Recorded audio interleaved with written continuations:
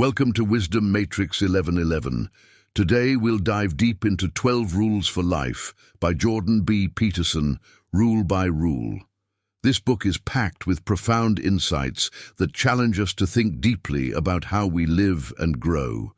These 12 rules dive into the complexities of human behavior, responsibility, and the pursuit of meaning. Whether facing everyday challenges or pursuing big changes, these rules are powerful tools to help you stand strong, think clearly, and live with greater purpose. So let's dive in. 12 Rules for Life by Jordan B. Peterson, summarized and presented by Wisdom Matrix 1111. Rule 1. Stand up straight with your shoulders back. This first rule isn't just about good posture, it's about how the way we carry ourselves affects how we view the world and how the world views us. Peterson dives into a surprising analogy with lobsters to make his point. Like humans, lobsters have a social hierarchy, and how they position themselves, literally how they stand and move, reflects their place within it. When a lobster wins a fight, it stands tall, displaying strength and confidence. When it loses, it shrinks down, mirroring a physical collapse. The same can be seen in human posture, with confidence and self-assurance often evident in our stance. Peterson argues that standing up straight with your shoulders back is a signal to yourself and others that you are ready to face challenges. This small physical shift can have a powerful effect on your mental state. When you align your body this way, you're making a choice to project a sense of control, self-respect, and resilience, which can positively impact your mood, confidence, and even the quality of your interactions with others. This concept of standing tall isn't just a superficial self-improvement hack. It's rooted in biology and psychology.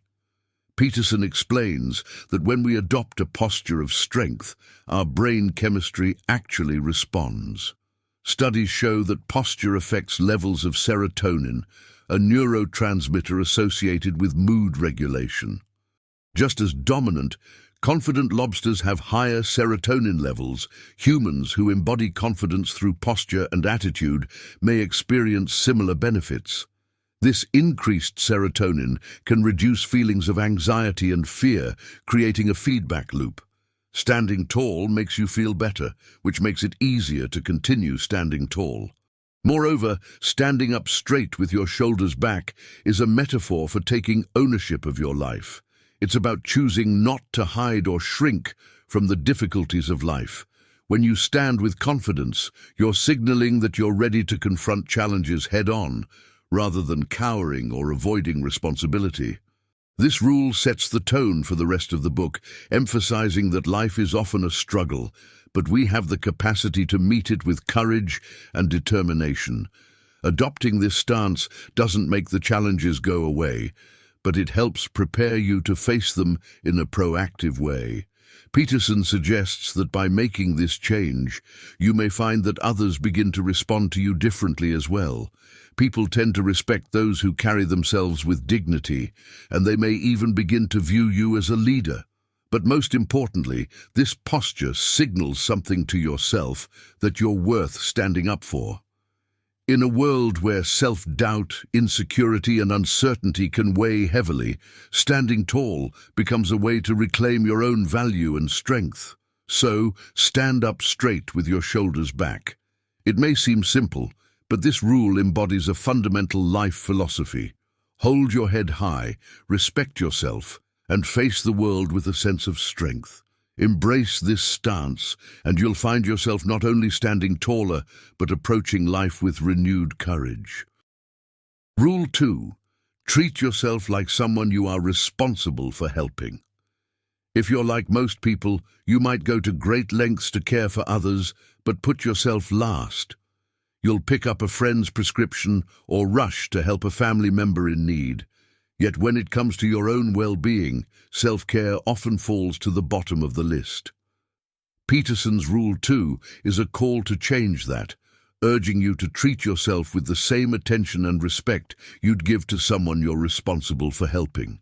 Peterson starts with an observation. When doctors prescribe life-saving medication, a surprising number of people don't even pick it up, let alone take it. Oddly, they're more diligent about giving medication to their pets than to themselves. This phenomenon is revealing. It shows that many of us place less value on our own health and happiness than on that of others. In other words, you're often kinder to your dog than to yourself. So Peterson's suggestion, start treating yourself as you would treat a beloved pet, or better yet, a cherished friend. This rule is about recognizing your own worth and giving yourself the attention you deserve. It's not about indulgence or pampering. It's about taking on the responsibility of nurturing yourself as you would someone who really matters to you. Imagine yourself as a child who needs care and guidance. You wouldn't let that child skip meals, skimp on sleep, or live in a chaotic environment, would you? You'd step in to make sure they have what they need. But when it comes to yourself, you might overlook the basics: good food, rest, exercise, time for reflection, things that genuinely keep you healthy and happy. When you treat yourself well, you align with a kind of universal principle of self-respect. This isn't about ego or selfishness. It's about honoring the potential within you. If you're too hard on yourself, you undermine your own growth and ability to contribute to the world. And by embracing the responsibility to nurture your own well-being, you not only improve your life, but enhance your capacity to support others. A witty twist Peterson includes is the idea that sometimes self-care means parenting yourself. Are you getting to bed on time, eating fruits and vegetables, setting goals? It might feel silly, but being the parent you need could mean setting limits, enforcing routines, and remembering that it's okay to treat yourself as someone deserving of compassion and care. Self-responsibility becomes a form of self-respect, and self-respect becomes a form of self-love. Ultimately, Rule 2 is an invitation to view yourself as worthy of care and commitment. Treating yourself well isn't just a favor to yourself, it's a duty, an act of personal responsibility, and even a gift to the world. After all, a well-cared-for you can offer far more to others. So start treating yourself like someone you're responsible for helping. Listen to your needs, take care of your health, and respect your own worth. You might find that just like any good caregiver, you're capable of creating a positive and lasting difference. Rule 3. Make friends with people who want the best for you. In Rule 3, Peterson tackles a topic that's central to our happiness, but often overlooked: the company we keep. His advice is simple but profound. Befriend people who genuinely want the best for you. It sounds obvious, but many of us have relationships with people who bring out our worst tendencies rather than our best. The people we surround ourselves with shape our lives in powerful ways. Friends who support us, who believe in our potential, and who encourage us to reach higher are invaluable. But those who drain our energy, who revel in our mistakes, or who subtly undermine our confidence can keep us trapped in cycles of negativity. In short, our friends should be allies in our journey, not obstacles. The idea of friendship here is not just about fun and shared interests. True friendship, according to Peterson, is about growth. Real friends will challenge you to improve and won't stand by while you make harmful choices. They'll call you out when you need it, but cheer you on when you're striving for something better. They're not content with seeing you settle for mediocrity. They want to see you thrive. In essence, good friends won't let you self-destruct. Peterson cautions against friends who are caught in self-destructive patterns and encourage you to join them. If they're stuck in negative cycles, addiction, cynicism, or even just chronic unhappiness, they may unwittingly drag you down too. This doesn't mean abandoning people in need, but rather being aware of how others influence your outlook and decisions. True friendship means lifting each other up, not pulling each other into the muck. Interestingly, Peterson suggests that you'll often feel a kind of resistance when distancing yourself from unhealthy friendships. We may worry about being seen as disloyal or judgmental, but he points out that if someone is truly your friend, they'll understand your desire to grow and will support your decisions, even if it means spending less time together. And here's the uplifting part. Surrounding yourself with people who want the best for you often has a reciprocal effect. As you grow, you can inspire them to grow as well. Strong friendships aren't one-sided, they're mutually beneficial. When you seek out positive, growth-oriented people, you find that encouragement and inspiration flow both ways. You become someone who lifts others up, creating a ripple effect of positivity in both your life and theirs. So, choose your friends wisely. Look for people who see the best in you, who help you aim higher, and who believe in your potential. By fostering these friendships, you'll find yourself moving toward a better version of you, one that is supported, encouraged, and capable of great things. Next, Rule 4. Compare yourself to who you were yesterday, not to who someone else is today. Imagine this. Instead of getting tangled in what everyone else is doing, you set a private goal to be just a little better than you were yesterday. This rule is all about setting your own benchmarks rather than measuring your worth against other people's achievements. According to Peterson, the problem with comparisons is that they're inherently unfair. There will always be someone wealthier, more talented, more successful, or better looking. But when we judge ourselves based on others' highlights, we set ourselves up for frustration, envy, and self-doubt. The only comparison worth making is with the person you were yesterday. Why? Because your past self is the only fair standard of measurement. You know your own struggles, growth, and achievements in ways that no one else could. By focusing on small personal improvements each day, you can progress at a pace that's realistic and sustainable. This approach transforms self-comparison from a discouraging practice into a motivating one. It gives you a chance to celebrate incremental wins instead of feeling defeated by someone else's big leaps. Peterson uses the analogy of the vast unknown, an ocean of possibilities. We're all navigating our own individual seas, and each of us is equipped differently. Some people are sailing in yachts, others in modest rowboats, and still others on rafts they've patched together from scraps. It's meaningless to measure the speed of a yacht against a rowboat. What matters is how well you're managing with what you've got. Are you improving your navigation skills? Are you patching up leaks in your boat and getting stronger? Peterson points out that obsessing over others' lives can even blind you to your own progress. When you're constantly looking at others, you lose track of where you are in your own journey. By keeping your eyes on your own growth, you'll begin to see the small victories that were easy to overlook before. Maybe yesterday you felt overwhelmed at work, but today you tackled a tough project with more confidence. Maybe you finally took that first step toward a fitness goal or had the courage to start a difficult conversation. These steps forward may not seem glamorous, but they're your own. This approach also reminds us that growth is a personal, non-linear process. There will be good days and bad days, leaps forward, and moments when we feel stuck. But if you're consistently working to be just a little better each day, those small wins add up to meaningful progress. You're running your own race, not anyone else's. In the end, Rule 4 encourages self-compassion. When you judge yourself against yesterday's self instead of today's someone else, you can appreciate how far you've come instead of lamenting what you lack.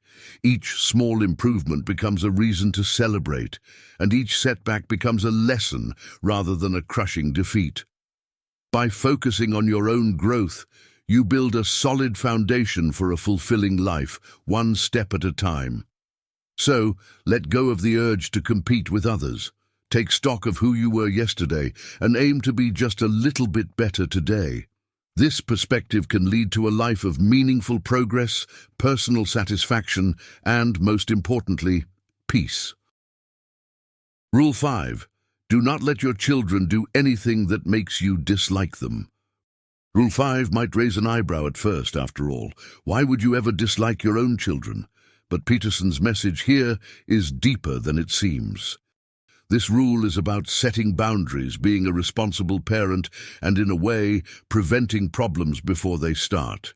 If you allow your children to develop behaviors that make even you, their parent, dislike them, those same behaviors will likely alienate others as well. By helping children learn self-control, kindness, and respect early on, you're setting them up for a life of positive relationships and opportunities. It's easy to fall into the trap of letting small issues slide. After all, kids are learning, and it's often quicker to let things go than to address every misstep. However, Peterson warns that consistently ignoring bad behavior allows it to grow, and what starts as minor issues can eventually snowball.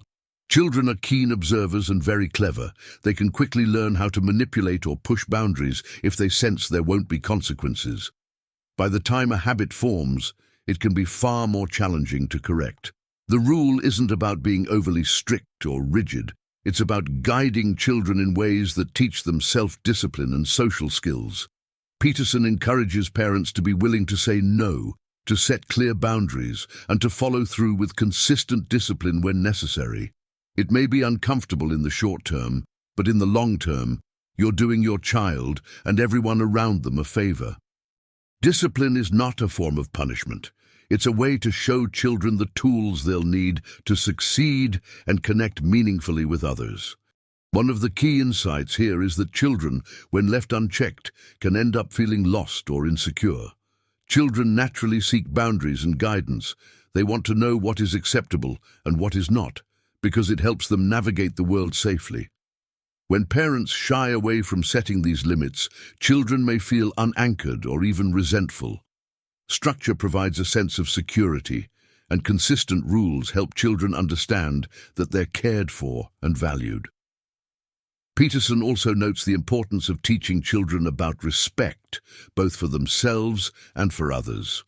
When children learn to respect authority figures, peers, and their environment, they become individuals who can contribute positively to society. Conversely, children allowed to act disrespectfully often struggle to form healthy relationships later on. Teaching these lessons early is a gift that parents give their children, preparing them to face the world with compassion and integrity. Parenting is an act of courage. Sometimes you have to take the harder route, standing firm when it would be easier to give in, setting boundaries when it would feel simpler to look the other way. But this courage is worth it, because helping a child grow into a respectful, responsible, and well-adjusted adult is a reward like no other. In the end, this rule is about giving children the tools they need to thrive. By nurturing good behavior, teaching respect, and setting boundaries, you're shaping a future adult who will be equipped to handle life's challenges and build fulfilling relationships. It's about love with a backbone, a parenting style that holds firm, protects, and ultimately prepares children to be their best selves. Rule 6. Set your house in perfect order before you criticize the world.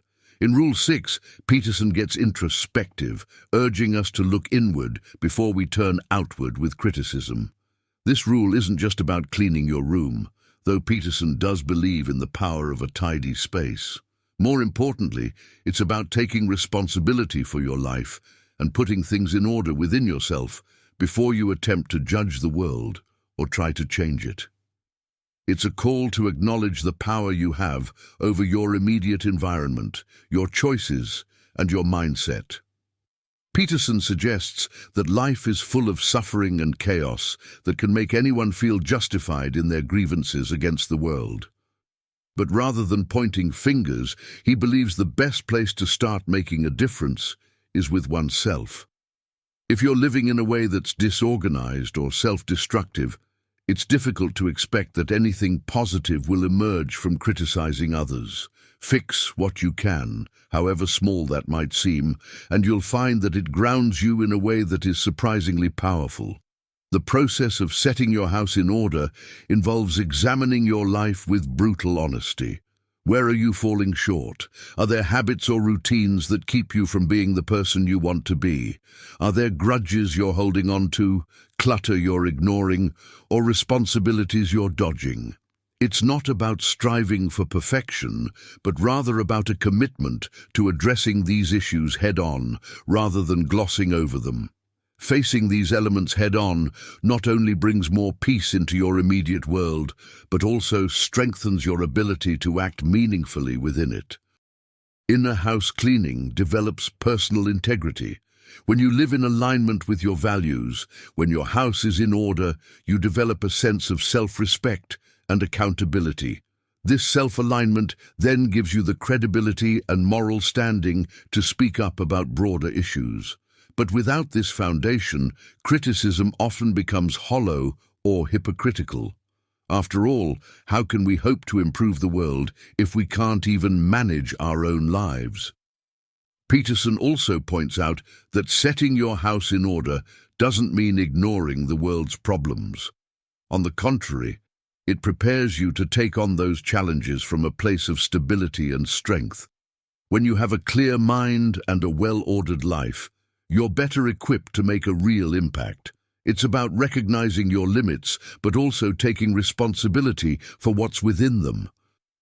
Often, our attempts to change the world can be misguided if we're trying to avoid fixing our own internal issues. In a way, this rule speaks to the universal principle of leading by example. If you want to make the world a better place, start by making yourself a better person. The more ordered your inner world, the more effective and insightful your efforts to improve the external world can become. This process of inner organization leads to clarity and ultimately the ability to contribute to the world in a meaningful way. This rule is a powerful reminder that real change begins within. It's about taking control of the things you can influence, your habits, your attitude, your relationships, and using that self-mastery as a foundation for constructive engagement with the world. Clean up your own space, literally and figuratively, and you may find that this small act of order creates ripples far beyond your own four walls. Rule 7. Pursue what is meaningful, not what is expedient. Peterson dives into one of his core messages, the pursuit of meaning over short-term gratification. He suggests that true fulfillment doesn't come from doing what's easy or immediately rewarding. Instead, it comes from doing what's significant, even if it's difficult. Pursuing what's meaningful requires dedication, sacrifice, and sometimes even hardship. But it ultimately leads to a life that feels purposeful and satisfying. Peterson draws a sharp line between meaning and expedience. Expedience is what's convenient or pleasurable in the moment, the path of least resistance. It's the choice to take the easy route, even if it leads nowhere worthwhile. In contrast, meaning comes from confronting life's challenges, accepting responsibility, and working towards something greater than yourself.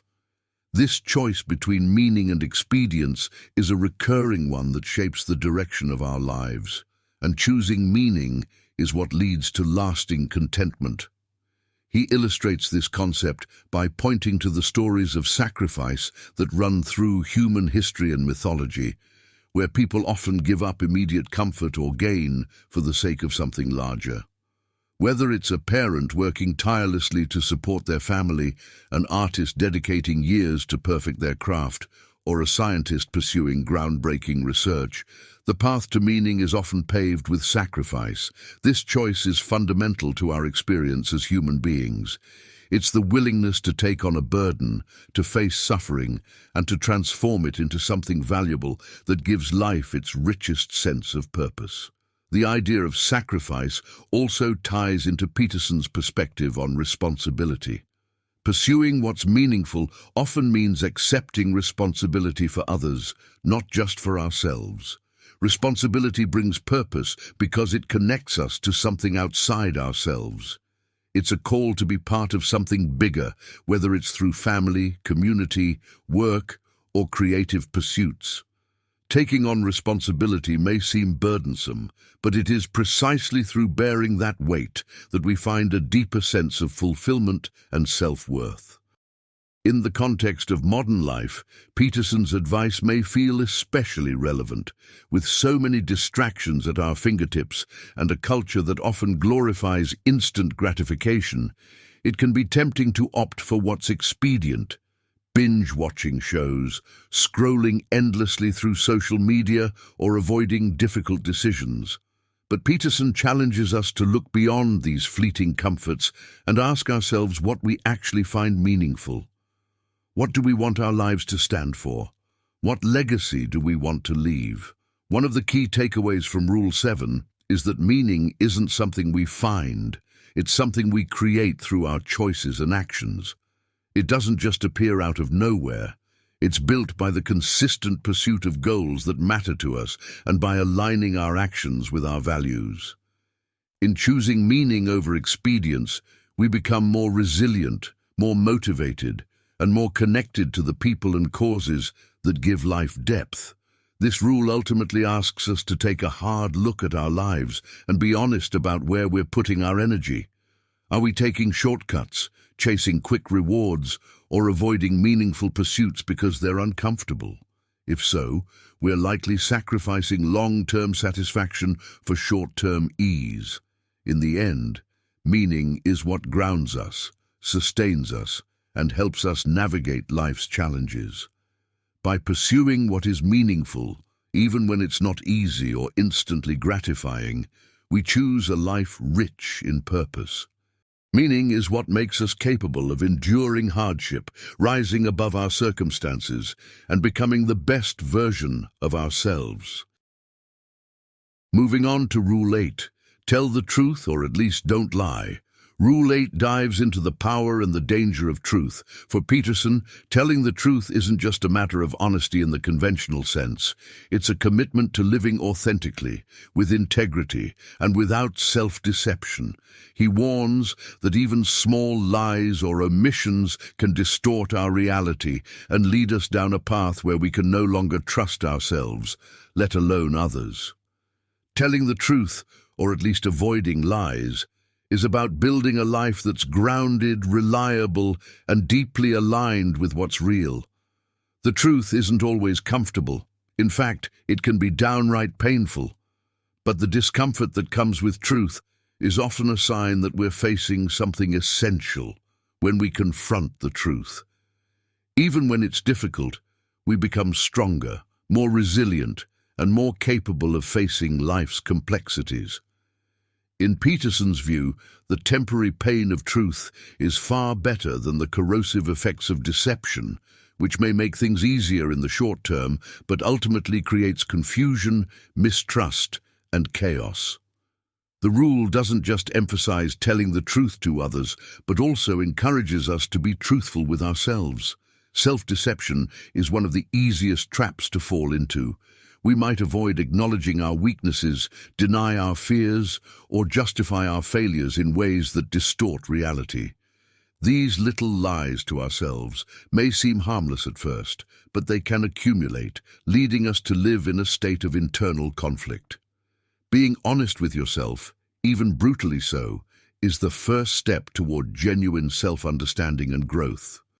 Peterson also explores the idea of speaking truth as a way to build a strong foundation for relationships. Trust is the basis of any healthy connection, whether with friends, family, or colleagues. Without truth, trust withers, and relationships become shallow or strained. By being honest with others, we show respect for their intelligence and dignity. We create bonds that are authentic, not based on illusions or half-truths.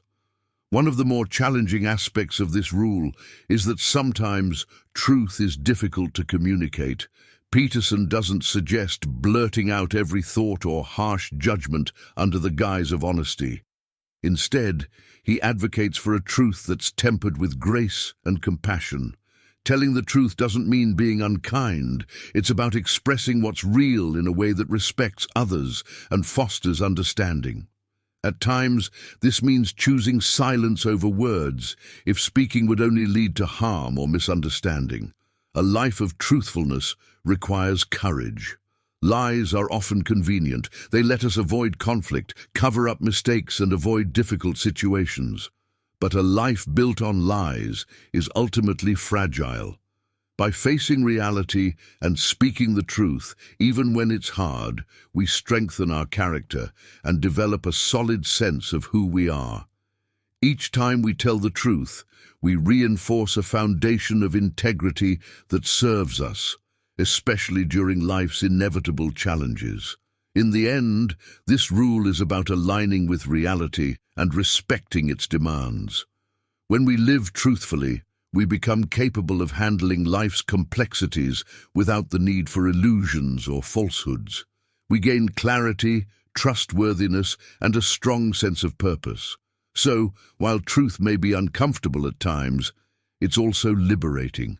It frees us from the distortions and hidden traps that come with deception, offering us a life that's real, authentic, and deeply connected to the world as it truly is.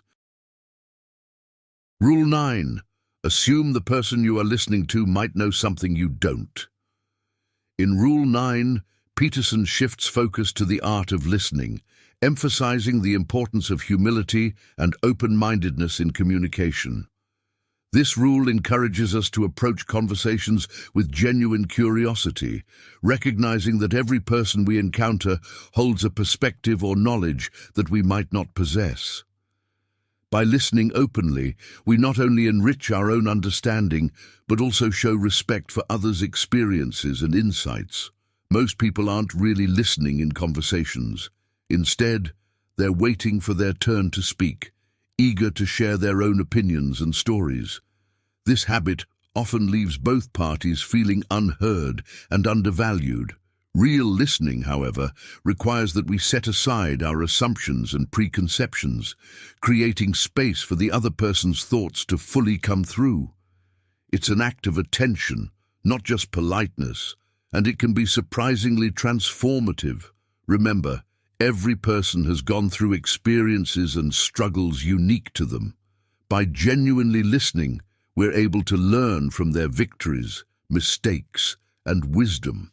Peterson suggests that this open-minded listening can be a path to self-improvement. By recognizing and valuing what others have to say, we're often able to spot our own blind spots, learning things we never knew we didn't know. This practice expands our perspective and prevents us from becoming too narrowly focused on our own views. Peterson also describes listening as a way to develop empathy and build deeper connections. When you truly listen, you're not just hearing words, you're tuning into the emotions, struggles, and aspirations behind them. This deep level of understanding fosters empathy, creating a bond of trust and openness between people. And trust is essential in any meaningful relationship. In conversations, it's easy to fall into the trap of trying to win arguments or assert our own points. Yet, a more effective approach is to treat discussions as chances to learn rather than as battles to conquer. When conversations are seen as collaborative efforts rather than competitions, they can lead to genuine insight and mutual understanding. When we assume the other person might know something we don't, we transform conversations into experiences of mutual discovery rather than exchanges of one-sided opinions. Peterson also points out that listening in this way helps us avoid the pitfalls of arrogance, thinking we already know everything we need to know or that we've figured out the right perspective on every topic leads to stagnation. When we close ourselves off to other perspectives, we miss opportunities for growth and self-discovery. By staying open to the possibility that others hold valuable insights, we remain in a state of intellectual and personal flexibility. Perhaps one of the most powerful aspects of this rule is that it encourages humility. It's a reminder that no matter how knowledgeable or experienced we may feel, there's always something to learn. Every individual has insights shaped by their unique journey, and in valuing their voice, we expand our understanding of the world.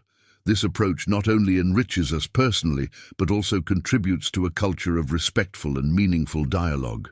In essence, Rule 9 is a call to pause, quiet our inner monologue, and truly engage with others. It's about listening not to reply, but to understand. In doing so, we foster humility, deepen our relationships, and open ourselves to a world of insights we might never have discovered on our own. Next, Rule 10. Be precise in your speech. In this rule, Peterson urges us to be precise, not just in the words we choose, but in our approach to life's inevitable messiness. Be precise in your speech may sound like a simple call to articulate thoughts clearly, but this rule digs much deeper. It's about facing the unknown and labeling it, confronting ambiguities head-on rather than letting them fester in silence or vagueness. Language is one of our most powerful tools. It allows us to create order from chaos, turning foggy uncertainties into clear ideas we can understand and act upon. Think of it this way. If something is going wrong in life, whether it's a relationship issue, a nagging doubt, or an overlooked problem, it's easy to avoid addressing it directly. You may vaguely sense that something feels off, but without putting it into words, that something becomes a shapeless shadow, difficult to grasp and impossible to confront. When we're precise in our speech, we force ourselves to acknowledge what's actually going on, even if it's uncomfortable. It's like naming the monster under the bed. Once you define it, it loses some of its power. For example, instead of vaguely telling a friend, "I feel bad about our friendship," precision would mean saying, "I feel unappreciated when you don't listen to what I'm saying." Suddenly, the issue is concrete, and now there's something you can work with. Precision helps in identifying real problems so that you can actually start solving them. Peterson also explores how a lack of precision can lead us into dangerous territory. Avoidance, he says, is the breeding ground for resentment and misunderstanding. If we choose not to address problems directly, they don't simply disappear. They often grow into larger, more complex issues. By refusing to speak clearly about what we think, feel, and want, we open ourselves up to miscommunication and resentment, not just with others, but within ourselves. Vague complaints, ambiguous goals, unspoken resentments, these have a way of morphing into chaos. In relationships, precision becomes particularly vital. When we aren't clear with our partners, friends, or family, misunderstandings easily arise. Miscommunication builds up until we're essentially speaking two different languages. Being precise doesn't mean being confrontational or harsh. It means communicating openly and honestly, so others know where you stand and what you need. And when others respond in kind, you gain clarity on their needs and perspectives too. Precision, then, becomes a foundation for trust and mutual understanding. On a personal level, being precise also helps us clarify our own inner worlds. Many people avoid defining what they want or naming their fears because doing so would require action. Once you admit you're unhappy with your job, you might feel pressured to change it. Once you acknowledge an unhealthy habit, you may feel the need to fix it. Precision in thought and speech means facing reality as it is, not as we'd prefer it to be. It takes courage, but it's necessary for growth. Finally, Peterson points out that language is a form of order-making. It brings structure to the abstract chaos of our minds. When we're willing to identify what bothers us and express it precisely, we're taking charge of our lives. We're setting boundaries, identifying our needs, and confronting problems as they are. In this way, precision in speech isn't just about words. It's about shaping a life that aligns with truth and clarity. So, being precise in your speech is a call to bravery. Speak clearly, name your fears, articulate your dreams, and tackle your issues head-on. As daunting as it can be, precision lays a path toward a life that's coherent, intentional, and ultimately more fulfilling. Rule 11. Do not bother children when they are skateboarding. In Rule 11, Peterson takes a deep dive into the meaning of resilience, risk, and the spirit of independence, using the example of skateboarding kids to illustrate his point. At first glance, it might seem like he's just encouraging people to give kids their freedom. But as you dig deeper, it becomes clear that this rule tackles something far more profound: our tendency to overprotect, to eliminate all risk, and the unintended harm this does to personal growth. Peterson's point is this: when kids skateboard, they're not just riding a board, they're testing their limits. They're feeling out the edges of danger, discovering their own capacity for courage, agility, and resilience. Yes, there's a chance they could fall and scrape their knees or worse, but that's part of the learning process. Shielding them from all risk, however well-intentioned, stunts their development. They need to know what they're capable of, and taking risks is essential to that discovery. There's a significant difference between constructive and destructive risks. Constructive risks, like skateboarding or any challenging activity, allow individuals to build confidence and independence. By contrast, a life devoid of risk leads to stagnation and dependence. This principle isn't just about children either. As adults, we too need the occasional nudge to face the world's challenges head-on, even if it means we might stumble along the way. Society's increasing urge to bubble-wrap children has its own dark side. By constantly stepping in to remove every potential hazard, we're not creating a safer generation, but a fragile one. Overprotected children grow up unprepared to handle real-world adversity. Life is inherently challenging, and part of what makes people resilient is learning to face difficulties early on. If kids never encounter failure, they don't develop the coping skills necessary to handle setbacks, and this lack of resilience can haunt them well into adulthood. Peterson also delves into the concept of authority and overreach. Adults, institutions, and societal norms often try to dictate and control, stifling individuality in the name of safety or order. When we constantly tell people, especially young people, to play it safe or avoid challenging the norm, we might think we're offering guidance, but we're actually limiting their potential. Growth requires freedom, the freedom to try, to fail, and to get back up again. In a broader sense, Rule 11 is about the courage to let people be. If kids want to test their limits by skateboarding, let them. If a friend wants to take a career leap, let them. Each of us has our own path, and sometimes that path requires a few scraped knees or hard lessons. Hovering over others' decisions only serves to limit their experiences and prevent them from developing their own strengths. Ultimately, this rule is a reminder that life involves calculated risks. It's a call to allow others and ourselves the space to test limits, push boundaries, and yes, sometimes fall. As much as we might want to protect those we care about, sometimes the best gift we can give them is the freedom to experience life fully, embracing both its thrills and its challenges. So, let the kids skateboard.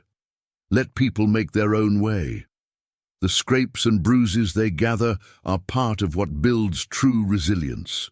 Life isn't about avoiding every risk. It's about knowing which risks are worth taking and allowing ourselves and others to take them. Finally, Rule 12. Pet a cat when you encounter one on the street. Peterson wraps up his rules with a gentle yet profound reminder about finding small moments of beauty and solace, even when life seems chaotic or bleak. While the rule's wording is whimsical, pet a cat when you encounter one on the street represents a broader and more comforting message. When life becomes overwhelming, seek out small, simple joys to ground yourself and remind you of life's goodness. Peterson opens up here about his own experiences with hardship, particularly the struggles with his daughter's severe health issues. He describes the helplessness and sorrow he faced while watching her endure surgeries and chronic pain. These personal struggles lend a special weight to his advice, showing us that he speaks not as an academic observer, but as someone who has personally grappled with suffering. The cat on the street, then, is symbolic. It represents those moments that might otherwise seem insignificant, but carry a surprising power to uplift. Maybe it's a quiet sunset, the laughter of a loved one, or yes, the soft fur of a cat crossing your path. These small, everyday wonders are Peterson's antidote to despair. They can't solve every problem or erase pain, but they do serve as reminders that, amid the harshness of life, there is still beauty. This rule also calls attention to the importance of living in the present. Too often, we become absorbed in our fears about the future or regrets from the past, allowing these worries to eclipse the present moment. But a cat, or any unexpected joy, demands our attention right now. The simple act of stopping to pet it anchors us in the moment, urging us to let go of our burdens, even for a moment, and to simply be. Peterson isn't suggesting that these small moments will make problems vanish, but rather they can help us find stability during tough times. Life is uncertain, and suffering is a part of the human experience, yet these tiny moments of joy act as footholds, allowing us to regain balance when things feel like they're slipping out of control. He's advising us not to ignore our struggles, but to learn how to coexist with them while still appreciating the fleeting beauties life offers. In a broader sense, Rule 12 is about appreciation and gratitude. When we consciously look for and acknowledge the good things around us, however small, we cultivate a mindset that values life's gifts, even amid hardship. It's easy to dwell on what's going wrong, or to feel weighed down by everything we can't control. Yet this rule reminds us, no matter how dark things seem, there's almost always something good to be found if we look closely enough. It's not a cure-all, but it is a way to find light even when shadows loom large.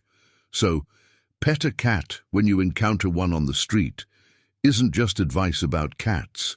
It's about cultivating a life that recognizes and celebrates the small acts of kindness, beauty, and wonder that exist all around us. In doing so, we become a little more resilient, a little more present, and ultimately, a little more able to face life's challenges with a quiet sense of hope. So there you have it, the full summary of 12 Rules for Life by Jordan B. Peterson. This thought-provoking book dives deep into the core principles of living with responsibility, meaning, and authenticity, from standing tall and taking ownership of your life, to embracing truth and finding beauty in the simple moments. Each rule offers inspiring, powerful lessons and practical guidance.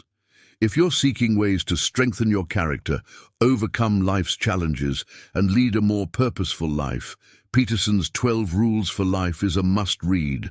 By mastering these 12 rules, we can navigate the complexities of life more effectively, grow into our best authentic selves, and foster meaningful connections with others. Thank you for tuning in to Wisdom Matrix 1111. Please help support the channel by hitting the subscribe button and liking the video. Also, feel free to share your thoughts or experiences in the comments below. Until next time, live boldly, grow abundantly, and cherish your journey. Peace.